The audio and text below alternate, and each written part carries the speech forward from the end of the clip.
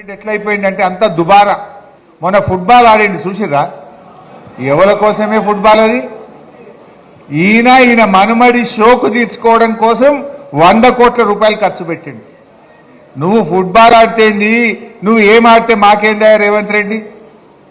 సింగరేణి కాలనీసి 10 కోట్ల రూపాయలు తీసుకుపోయి ఫుట్బాల్ మ్యాచ్కు పెట్టిండు.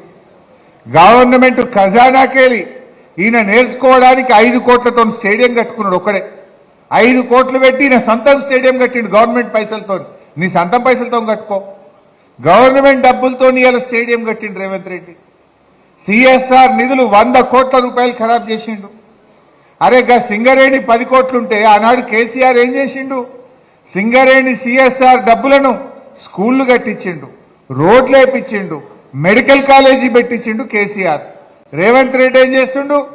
సింగరేణి డబ్బులు తీసుకుపోయి నేను నా మన్మడు ఫుట్బాల్ ఆడటం మీరంతా చూడుండ్రి అంటాడు. నీ మన్మడు నువ్వు సొంతం పైసలతో ఆడుకో, ఎవడద్దంటుండు? నువ్వు గవర్నమెంట్ సొమ్ముతోని ఫుట్బాల్ ఎట్లా ఆడతావు? సింగరేణి సిఎస్ఆర్ తోని కేసీఆర్ మెడికల్ కాలేజీ పెట్టి డాక్టర్లను తయారు చేసిండు కేసీఆర్.